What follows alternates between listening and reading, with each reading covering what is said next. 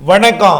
2025 June 9 திங்கட்கிழமை அதிகாலை நிலவர 2 நிமிட வானிலை அறிக்கை. அதிகாரப்பூர்வ வானிலை அறிக்கைக்கு இந்திய வானிலை ஆராய்ச்சித்துறை அறிக்கையை பார்க்கவும். எதிர்பார்த்தது போலவே கடலூருக்கு வடக்கே நேற்றைக்கு மழை, பரவலான மழை, ஒதுக்கி ஒதுக்கி கனமழை பொழிவை கொடுத்திருக்கிறது. எதிர்பார்த்ததை விட தர்மபுரிக்கு தெற்கேயும் சேலத்திலையும் மழை பொழிவை கொடுத்திருக்கிறது. நேற்றைக்கு தர்மபுரி மாவட்டம் பெண்ணாகரத்தில் 68 மில்லிமீட்டர் மழைப்பொழிவை கொடுத்திருக்கிறது. கள்ளக்குறிச்சி மாவட்டம் கடவனூரில் 55 மில்லிமீட்டர் மழைப்பொழிவு கொடுத்திருக்கிறது. அதே போல கிருஷ்ணகிரி மாவட்டத்தில் நெடுங்கல் 44 மில்லிமீட்டரும், மதுரையில் கூட மேட்டுப்பட்டியில் 14 மில்லிமீட்டரும் மழைப்பொழிவு.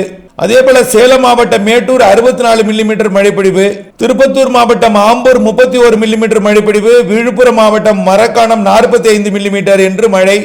இன்றைய மழைப்பொழிவை பொறுத்த வரைக்கும் டெல்டா மாவட்டங்கள் வரைக்கும் தொடங்கிடும். இன்றைக்கு மேற்கு தொடர்ச்சி மலை மாவட்டங்கள், மேற்கு மாவட்டங்கள் ஆங்காங்கே, கர்நாடக எல்லையோர மாவட்டங்கள் ஆங்காங்கே தொடங்கி வங்கக்கடலோரம் மாலை இரவிலே வந்து மழைப்பொழிவை கொடுக்கும்.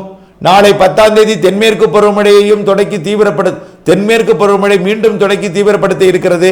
நாளைய மழைப்பொழிவு அனைத்து மாவட்டங்களுக்கும் உண்டு. இப்படி மாலை வந்துவிட்டால் மழை, மதியம் வந்துவிட்டால் மேற்கே மழை, இரவு நள்ளிரவு அதிகாலை வரை கடலோர மழை என்று வரக்கூடிய 16ஆம் தேதி வரை மழைப்பொழிவு தீவிரமடை இருக்கிறது. மதியம், மாலை, இரவு, நள்ளிரவு ஏதேனும் சில மணி நேரங்கள் மழைப்பொழிவை கொடுக்கும். உங்களுக்கும் மழை உண்டு. வரக்கூடிய 16 வரை கிடைக்கக்கூடிய மழைப்பொழிவு திட்டமிட்டு அறுவடை போன்ற பணிகளை மேற்கொள்ளுங்கள். விரிவான அறிக்கையை பார்த்து பயன்பெற அன்போடு கேட்டுக்கொள்கிறேன். தொடர்ந்து வானிலை அறிக்கையுடன் இணைந்திருங்கள். நன்றி.